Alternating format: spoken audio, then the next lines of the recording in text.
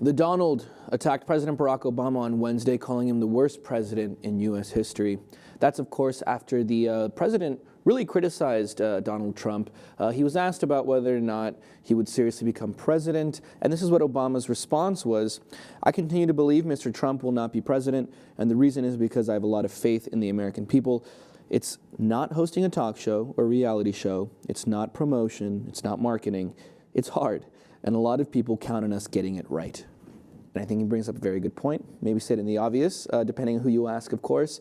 But, you know, he kind of went on to say, especially when it comes to things like climate change, for example, other countries really count on the U.S. to get things right and to be on the side of science and to be on the side of common sense, for example. So having someone like Donald Trump kind of goes against all those things. Someone who's very angry and acts without thinking and insults all sorts of people, from Muslims to women to the Pope to just about everyone who's not a Trump supporter. So, of course, then Trump has to respond, right, because he's running for president.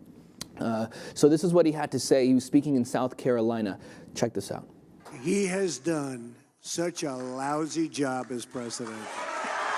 Obamacare is terrible. We're going to terminate it. We're going to absolutely terminate and replace it. I mean, you look at everything. Our borders are like Swiss cheese. All right. Well, so we see the typical Donald Trump talking points. I mean, putting out these extremely vague, general statements like, you know, Donald Trump, what are you going to do on foreign policy? Oh, I'm going to be so good at the military. Your head's going to spin. You know, doesn't mean anything. No substance behind it. Never very specific. But anyway, so yeah, I mean, he's got to come back, right? He's on the campaign trail, so he's got to make a response. What do you make of it? Yeah, I mean, listen, he's again surging once again in the polls nationally. There was a brief moment yesterday. A Wall Street Journal poll came out that showed him second place for the first time since October to Ted Cruz nationally. He's dismissed that this morning, and a subsequent poll, a CBS poll, shows him having a commanding lead over Ted Cruz, so he's flipped that. You know, these policies that he has, lacking of substance, continue to do very, very well on a populist wave of enthusiasm. Call it what you will. Of course, it's interesting to me that Obama even engages on this, and I think it was arguably a misstep by him to actually even acknowledge Trump, because what it does is it gives Trump legitimacy in a way that he didn't hitherto have. I mean, he's recognizing him as a potential candidate by even entertaining the question and giving a sensible response. In an interesting way, in the same way that the Republicans are now actually acknowledging Bernie Sanders in a way that they hadn't previously. They've just been limiting their responses to Hillary Clinton, and they're now saying, well, Bernie Sanders is throwing into the mix. I think that President Obama has done the same thing with Donald Trump, and he responded appropriately, and it did give him, you know, a legitimate platform in which to criticize the current administration, and you know, I think it was a slight misstep.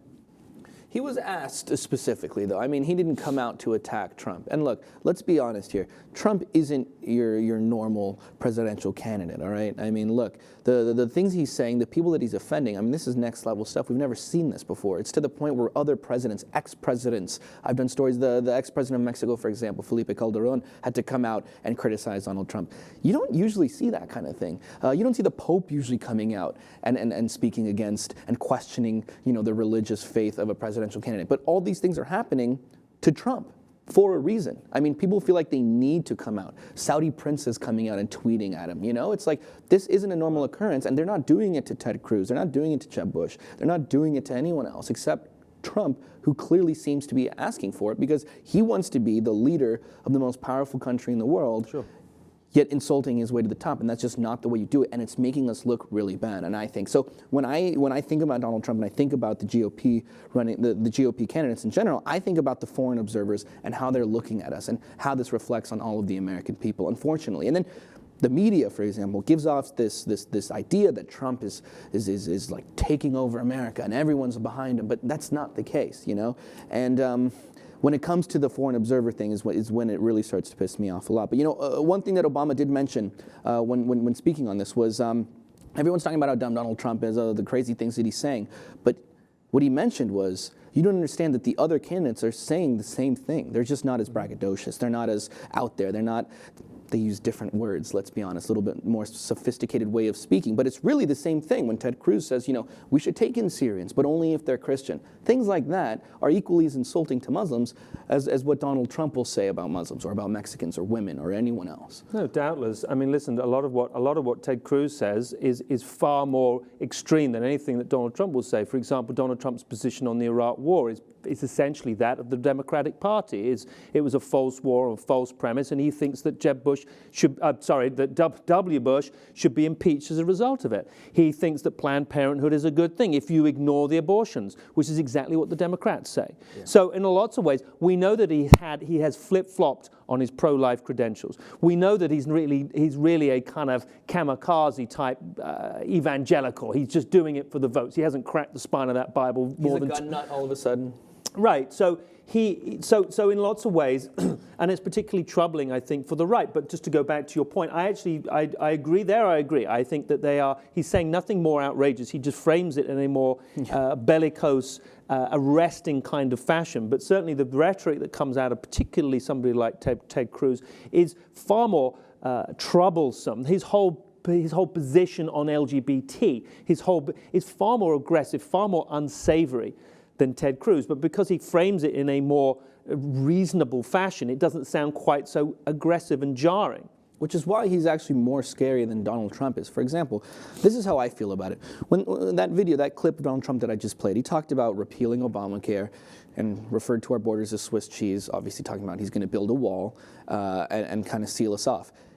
Is he serious about doing those things? I mean, does he know how much work would have to go into repealing Obamacare, how much money would have to be spent to do that? Does he know how much money it would take to build a wall around this country? He's not serious about doing these things. He's simply pandering to people, unfortunately, who don't know very many things, who aren't very well informed, and then they hear these words and they're like, oh yeah, oh Mexicans, oh Muslims, yeah, go Donald Trump, you got it. He's just not politically correct, that whole thing. So it's like, Ted Cruz, on the other hand, you could see it in his eyes. He's serious about the things that he's saying. Donald Trump's a freaking showman as far as I'm concerned. He's not serious. Anyway, it's gotten to the point where the Pope has had to come out and say, this guy's not a real Christian. Anyone who wants to build a wall, not bridges, isn't a real Christian. And I happen to agree with that. But that doesn't denigrate. I like the secular aspect of Donald Trump is actually the one aspect I like about him. But anyway, that's so the Pope for me, the Pope coming out and saying he's not a real Christian, that's actually a positive for me. Yeah, well, it definitely speaks to what we were talking about earlier. Should Obama have come out